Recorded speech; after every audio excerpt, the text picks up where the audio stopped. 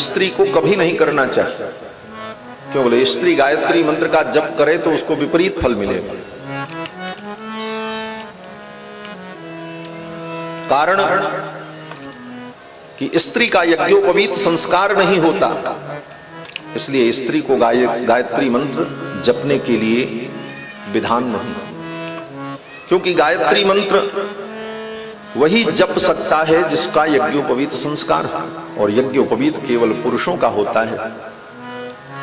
इस कारण से स्त्री के लिए भी गायत्री मंत्र का निषेध है। इन सारे विधि निषेधों को मानते हुए जब हम शास्त्र की मर्यादा में रहकर शास्त्र के वचन का अनुपालन करते हैं, तभी शास्त्र के बताए गए फल हमें प्राप्त होते हैं। श्रीमद् वाल्मीकि रामायण में श्री दशरथ जी महाराज ने जब वशिष्ठ जी से कहा कि आप अश्वमेध यज्ञ कराइए, हमें पुत्र की प्राप्ति हो, तो वशिष्ठ जी ने कहा ठीक है हम कराएंगे। तो दशरथ जी ने एक बड़ी अच्छी बात कही। श्री दशरथ जी ने गुरुदेव वशिष्ठ से कहा कि हे गुरुदेव, कहीं किसी प्रकार की यज्ञ में कोई कमी न हो और विधि का नाश न हो, शास्त्र की जो विधि है उसी विधि से यज्ञ हो। क्यों? तो दशरथ जी कहते हैं कि विधिहीनस्य यज्ञस्य सद्यः कर्ता विनश्यति। विधि से हीन यज्ञ करने पर कर्ता का ही विनाश हो जाता है। छिद्रम ही मृगयन्ते स्म विद्वांसो ब्रह्म राक्षसाः। दशरथ जी कहते हैं कि ये राक्षस बड़े विद्वान होते हैं। विद्वांसो ब्रह्म राक्षसाः, तो ये करते क्या है?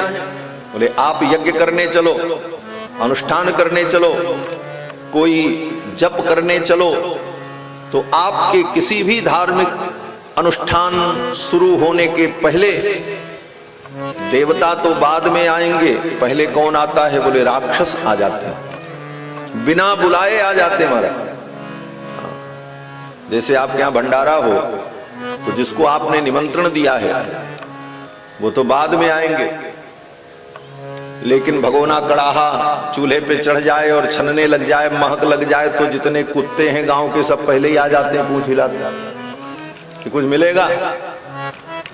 खाने वाले बाद में आते हैं, कुत्ते पहले वहां मंडराने लगते हैं। उसी प्रकार से जब कोई व्यक्ति धार्मिक कर्मानुष्ठान करने चले तो राक्षस, असुर, पिशाच ये पहले आ जाते हैं। ये वाल्मीकि रामायण का वचन मैं कह रहा हूं। और वाल्मीकि रामायण कितना प्रामाणिक ग्रंथ है,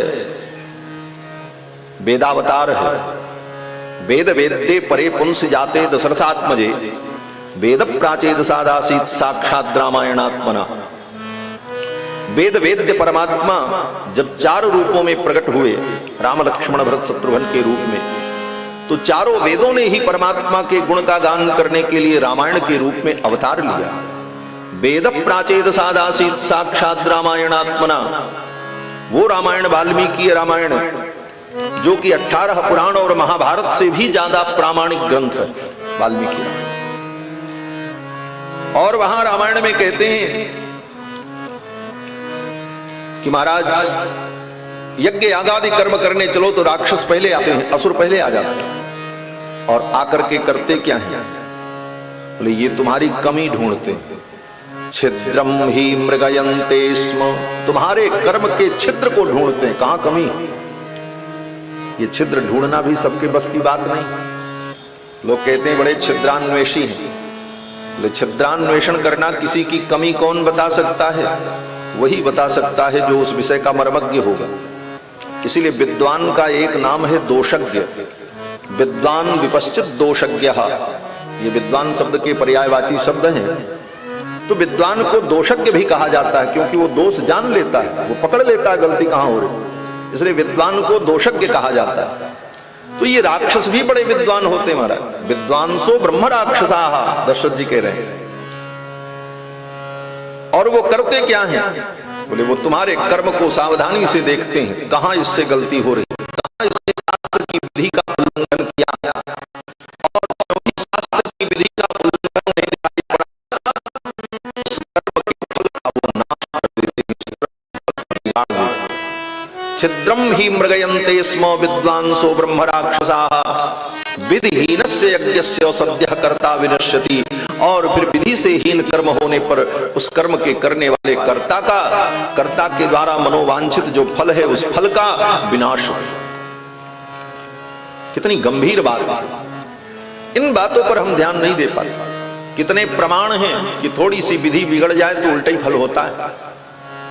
रघुवंश के एक राजा थे, उनका नाम था महाराज युवनाश्व।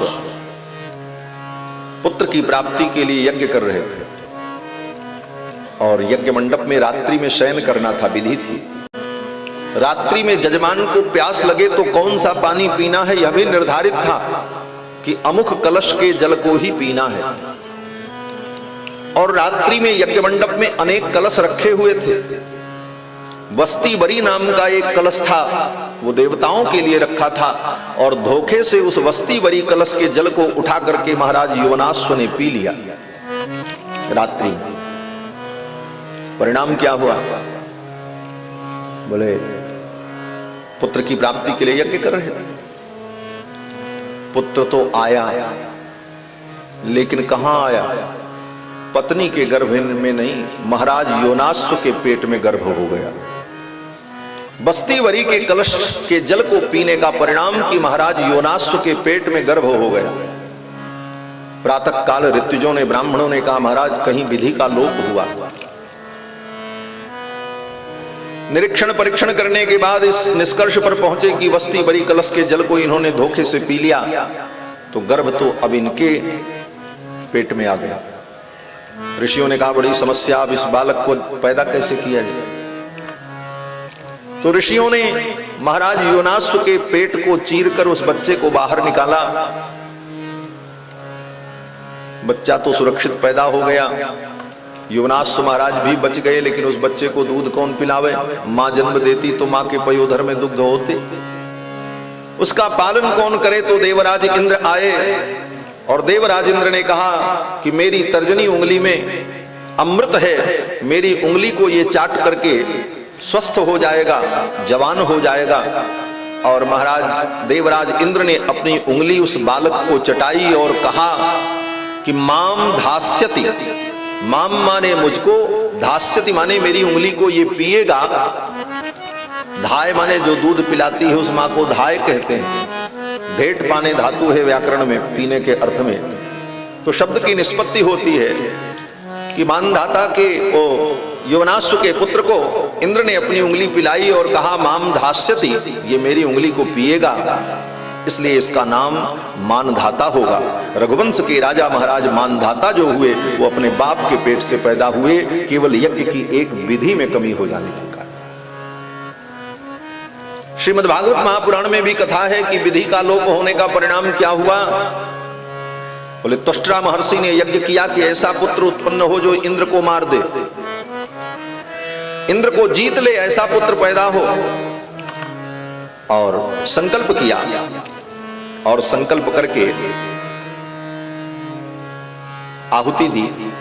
इंद्र शत्रुर विवर्धस्व, इंद्र के शत्रु का विवर्धन हो, इंद्र का शत्रु पैदा हो जो इंद्र को मार दे। क्योंकि त्वष्टा महर्षि के पुत्र को इंद्र ने मार दिया था, तो इंद्र से बदला लेने के लिए त्वष्टा महर्षि ने यज्ञ में यह संकल्प किया कि ऐसा पुत्र पैदा हो जो इंद्र को मार दे, इंद्र शत्रु पैदा हो। मंत्र पूरा वही था, सब विधि वही थी, लेकिन एक छोटी सी गड़बड़ी हो गई और फल उल्टा हो गया। बालक तो पैदा हुआ, बड़ा पराक्रमी था, लेकिन वो इंद्र को नहीं मार सका, इंद्र ने ही उस बालक को मार दिया। और गड़बड़ी क्या हुई? बोले सुन करके आपको आश्चर्य होगा कि जिस मंत्र का उच्चारण किया त्वष्टा महर्षि ने, उस मंत्र के उच्चारण में एक स्वर का केवल अंतर हो गया, बस। स्वरतो वर्णतो मिथ्या प्रयुक्तो न तमर्थमाह, सवाग वज्रो जजमानम हिनस्ति यथेन्द्र शत्रु स्वरतो पराधात। स्वर के एक अपराध के कारण त्वष्टा महर्षि के पुत्र को इंद्र ने मार दिया, और शब्द था इंद्र शत्रु, यही शब्द था। इंद्र शब्द शत्रु शब्द के दो अर्थ होते हैं, दो प्रकार के समास होते हैं। इंद्रस्य शत्रु इंद्र शत्रु षष्ठी तत्पुरुष समास, और इंद्र शत्रु जस्य बहुब्रीहि समास। अब दोनों में अंतर क्या होगा? बनने के बाद शब्द वही बनेगा इंद्र शत्रु, लेकिन कहां पर बहुब्रीहि होगा, कहां पर तत्पुरुष होगा, वो एक स्वर के उच्चारण से भेद समझ में आएगा। और उस एक स्वर का उच्चारण बिगड़ गया और उसका परिणाम उल्टा हुआ और वो बालक मारा गया। इसीलिए वैदिक मंत्र कर्मानुष्ठान शास्त्र के मर्यादा से ही करना चाहिए। आज लोग कहते हैं हम क्यों नहीं मंत्र पढ़ सकते? बोले मंत्र पढ़ने के लिए 12 वर्ष तक गुरु के चरणों में रहकर एक एक स्वर के उच्चारण को सीखना पड़ता, और तब सीखने के बाद जब योग्यता प्राप्त हो तब उस मंत्र के द्वारा सारी क्रियाएं की जाती हैं। एक स्वर गड़बड़ हो जाए तो उल्टा अर्थ हो जाता है। महर्षि पतंजलि जो योग शास्त्र के विद्वान हैं, महर्षि पतंजलि ने अपने व्याकरण महाभाष्य में यह श्लोक कहा है कि स्वरतो वर्णतो मिथ्या प्रयुक्तो न तमर्थमाह सवाग वज्रो जजमानम हिनस्ति। वह मंत्र ही वाणी का वज्र बनकर के जजमान का नाश कर देता। सवाग वज्रो जजमानम हिनस्ति यथेंद्र शत्रु स्वरतोपराधात्, जैसे स्वर के अपराध के कारण इंद्र का शत्रु वृत्रासुर मारा गया। इन सब बातों को न समझने वाले लोग धर्म को धर्मशाला समझ बैठे कि धर्म धर्मशाला है, जो आओ वही ठहरो, जैसा चाहो तैसा करो। ऐसा नहीं, इसकी भी एक सीमा है, एक नियम है, एक सिद्धांत है। धर्म में लोकतंत्र नहीं चलता है, यहां बहुमत का सिद्धांत नहीं चलता है, यहां लौकिक संविधान लागू नहीं होते। धर्म के सिद्धांत में धर्मशास्त्र का सिद्धांत ही लागू होता है, धर्म के नियम ही लागू होते। वहां आप ये नहीं कह सकते कि सबके लिए समान अधिकार है तो हमारे लिए भी ये अधिकार है। जिसके लिए जो अधिकार विहित है वह अधिकार ही उसके लिए है, और उसमें रहकर वो भक्ति करे, धर्म के रहस्य को समझे, तभी उसका फल उसे